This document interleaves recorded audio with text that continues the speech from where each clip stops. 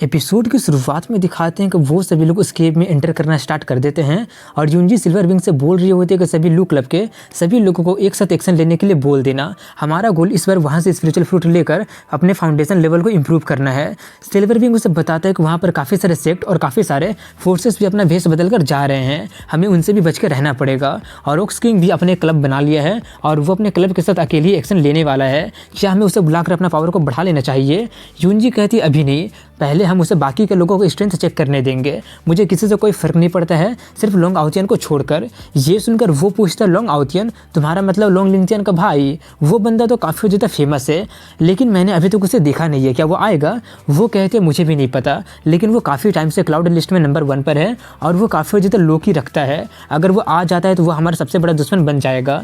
इसके बाद हान को दिखाते हैं जहाँ पर लियांग उससे बोल रहा होता है कि इस बार मैं जरूर पीक फाउंडेशन स्टेज में पहुँच जाऊँगा। वो करने के बाद मैं हायर ग्रेड के फाउंडेशन में ब्रेक थ्रू कर पाऊंगा और अच्छा यही होगा कि फाउंडेशन वाले स्पिरिचुअल फ्रूट भी मुझे ही मिल जाए। हान उससे पूछता है कि क्या तुम इनफ स्पिरिचुअल फ्रूट को लेकर आए हो? लियांग अपना बैग दिखाते हुए कहता है, हाँ, मेरे फादर काफ़ी सारा पैसा पानी की तरह बहाकर 100 से ज़्यादा स्पिरिचुअल फ्रूट ले लिए हैं, क्या इतना हमारे लिए काफ़ी होगा? हान कहता है ये तो उसी पर डिपेंड करता है कि अंदर में क्या चल रहा है। और हाँ, एक बात याद रखना, अगर हम लोग गलती से अलग हो जाते हैं तो दूसरे को कभी भी ये फ्रूट मत दिखाना।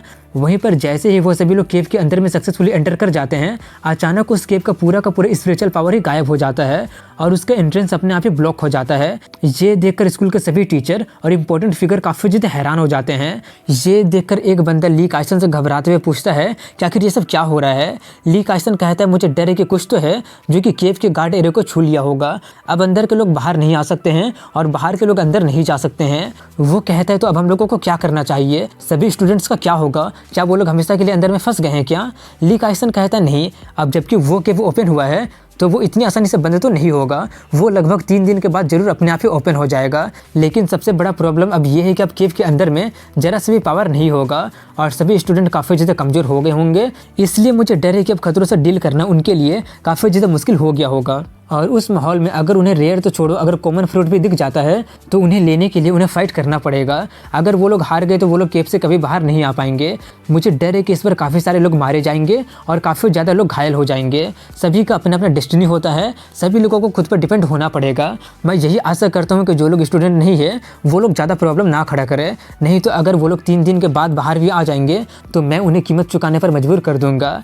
इतना बोलकर वो सोचने लगता है कि मुझे नहीं पता कि गार्ड एरिया को किसी ने जानबूझकर ट्रिगर किया है या फिर वो गलती से हो गया है। मुझे इन 3 दिन में पता करना ही होगा। अगर किसी ने जानबूझकर किया है तो चाहे वो जहाँ पर भी क्यों ना हो, मैं उसे ख़त्म कर दूंगा। अगले सीन में केव के अंदर का सीन दिखाया जाता है जो कि पूरी तरह से बंजर होता है। ये देखकर सिल्वर विंग कहता है कि मैंने तो सुना था कि ये केव पूरी तरह से फल फूल पक्षी और इमोर्टल एनर्जी से भरा हुआ है, लेकिन ये तो रिमोट से बिल्कुल ही अलग लग रहा है। यूनजी कहते हैं कि यहाँ पर जरूर कुछ तो गलत है, क्योंकि मैं यहाँ पर जरा सभी स्पिरिचुअल पावर को फील नहीं कर पा रही हूँ, इसलिए तुम लोगों को मेरे साथ ही रहना पड़ेगा। और हाँ, एक बात याद रखना, जब तक ज़रूरत ना हो कोई भी फल को नहीं खाएगा। दूसरे सीन में सुशांत सोर्ट सेक्ट के लोगों को दिखाते हैं जो लोग अपने स्कूल ड्रेस को खोलकर अपना सेक्ट वाले ड्रेस में आ गए होते हैं और वो लोग अपना प्लान को डिस्कस करना स्टार्ट कर देते हैं। लेकिन उन्हीं में से एक वांगसी की बेटी होती है जो कहती है मुझे ट्रेजर से कोई लेना देना नहीं है, मैं बस यहाँ पर एक पर्सन को मारने आई हूँ, जब मुझे चूहान मिल जाएगा तब मैं उसे तड़पा कर मारूंगी। उनका लीडर लिन चू युवान कहता है कि तुम ज़्यादा चिंता मत करो, वो सभी लोगों से काफ़ी ज़्यादा कमज़ोर है, लेकिन मैं तुम्हें एक चीज़ याद दिला देता हूँ कि यहाँ पर स्पिरिचुअल पावर की कमी है, अपना सभी पावर को यूज मत करना। हम लोग काफ़ी सारे स्पिरिचुअल फ्रूट को लेकर आए हैं जो कि सप्लीमेंट की तरह काम तो करेंगे, लेकिन वो काफ़ी नहीं होगा। अगले सीन में हान और लियांग को दिखाते हैं जो लोग आगे बढ़ रहे होते हैं। लियांग भी वहाँ का सीन देखकर बोल रहा होता है कि जैसा सोचा था यहाँ पर वैसा कुछ है ही नहीं। हान बताता है कि एंसेंट लेजेंड के अनुसार एंसेंट टाइम में गुयन कॉन्टिनेंट के बाहर 3000 छोटा वर्ल्ड हुआ करता था और 36 बड़ा वर्ल्ड हुआ करता था, और ये गुफा भी उन्हीं में से एक छोटा सा वर्ल्ड में से एक होगा। और उसके बाद क्या हुआ मुझे नहीं पता। इसके बाद एंसेंट बैटल फील्ड वाले जगह का सीन दिखाया जाता है जहाँ पर लोंग लिंगतियन अपने लोगों को ऑर्डर दे रहा होता है शू हान को ढूंढने के लिए और चिल्ला रहा होता है कि वो बोला था कि वो सभी चीज़ें लेने के बाद वो मुझसे फाइट करेगा, लेकिन वो तो मुझे स्कैम करके भाग गया। उसका साथी उसे समझाने की कोशिश करते हुए कहते हैं कि आपका भाई बोला है कि केव में एंटर करने के बाद हमें पहले ट्रेजर पर ध्यान देना चाहिए, बदला तो बाद में लिया ही जा सकता है। ये सुनकर लिंगतियन उसे एक झापड़ मारते हुए कहता है कि तुम मेरे जगह पर लोंग आउतियन की बात मानोगे, अगर तुम फिर से फालतू की बात करोगे तो मैं हान से पहले तुम्हें ही मार दूंगा।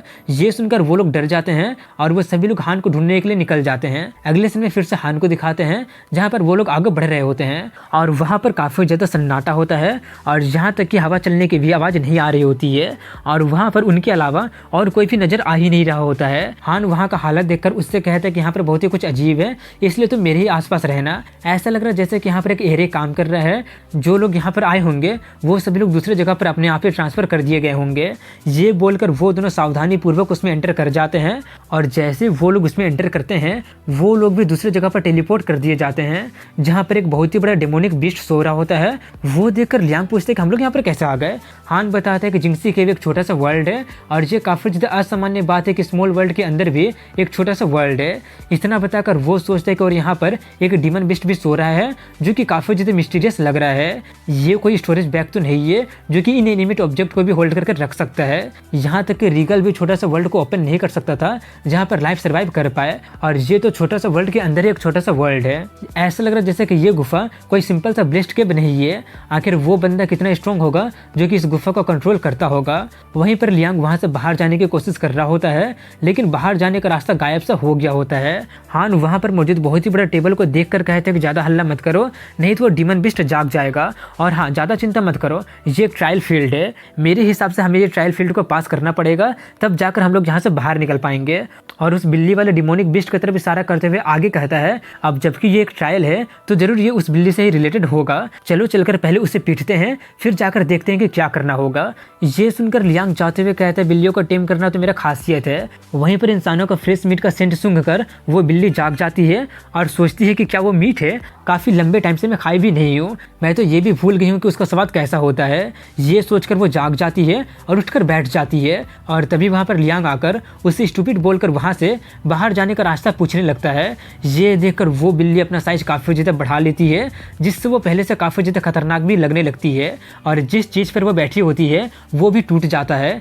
ये देखकर लियांग की फटने लगती है और तभी वो बिल्ली उसे खाने जाती है, लेकिन सही मौके पर हान आकर उसे बचा लेता है। लेकिन तभी वो बिल्ली उस पर मेंटल अटैक कर देती है, जिससे वो दोनों ही दूर फेंका जाते हैं। हान खुद को संभालते हुए कहता है कि वो बिल्ली तो स्पिरिट रिफाइनिंग लेवल में पहुंच गई है, हम लोग खतरे में पड़ गए हैं। वहीं पर वो बिल्ली उनकी तरफ बढ़ रही होती है। वहीं पर ये देखकर हान सोच रहा होता है कि मुझे लगा नहीं था कि ये सिंपल सा दिखने वाला बिल्ली इतना ज़्यादा बड़ा बन जाएगी। वो उनकी तरफ बढ़ रहा होता है, लेकिन बंधा होने के कारण वो आगे बढ़ नहीं पाता है। वो खुद को उस चेन से छुड़ाने की कोशिश करता है, लेकिन उसका कोई फ़ायदा होता ही नहीं है और वो छोटा होने लगता है। लेकिन पूरी तरह से छोटा होने से पहले ही वो एक बार और मेंटल अटैक कर देता है, जिससे लियांग को लगता है कि उसके स्पिरिट पर ही किसी ने हमला कर दिया हो।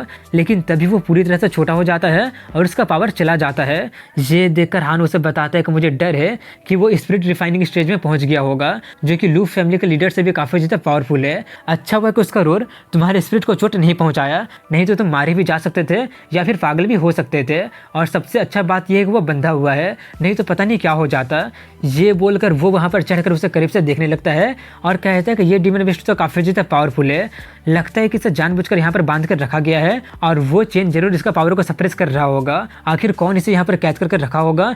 इसका पावर सप्रेस करने के बाद भी इसका पावर स्पिरिट रिफाइनिंग लेवल में है। अगर इसके ऊपर से रिस्ट्रिक्शंस को हटा दिया जाएगा तो उसका असली पावर क्या होगा और ये ट्रायल पास कैसे करना है? उसके दिमाग में यही सब काफ़ी सारा सवाल घूम रहा होता है। तभी वो देखता है कि लियांग उस बिल्ली को फ्रूट खिला रहा होता है। ये देखकर हान उससे कहते हैं कि वो एक फियर्स बीस्ट है जो लोगों को खाता है, तुम उसे फल कैसे खिला रहे हो? लियांग कहते हैं कि सभी जानवर एक जैसे होते हैं, अगर तुम एक फियर्स जानवर को खिलाओगे तो वह भी डोकाइल बन जाएगा। हान हैरानी से पूछता है क्या तुम श्योर हो? ये बोलकर वो सोचते हैं कि उसका ताकत तो स्पिरिट रिफाइनिंग स्टेज में पहुंच गया है। लियांग उससे कहता है कि ज़्यादा चिंता मत करो, बिल्लियों को पेसिफाई करने में तो मैं मास्टर हूँ। ये बोलकर वो उसे और ज़्यादा फल देने लगता है।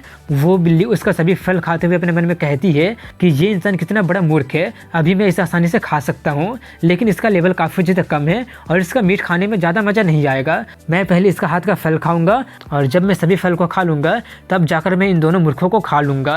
लियांग उससे कहता है कि तुम हम दोनों का फोटो क्यों नहीं ले लेते हो? मैं इतना खतरनाक डिमोनिक बिस्ट को पेसिफाई कर लिया हूँ, जब लोग मेरे ये वाला फोटो देखेंगे तो मैं काफ़ी ज़्यादा फेमस हो जाऊँगा। हान वहाँ से जाते हुए कहता है कि तुम इस बेवकूफ़ पर नज़र रखो और मैं बाहर जाने का रास्ता ढूंढता हूँ। ये सुनकर वो बिल्ली भड़क जाती है और वो अपने मन में उसे कर्स करने लगी होती है कि तुम स्टूपिड हो और तुम्हारा पूरा फैमिली स्टूपिड है। जब मैं सभी फल खा लूँगा तब जाकर मैं तुम्हें खा लूँगा, और वैसे भी तुम्हारा मीट इस बंदे से काफ़ी ज़्यादा टेस्टी लग रहा है।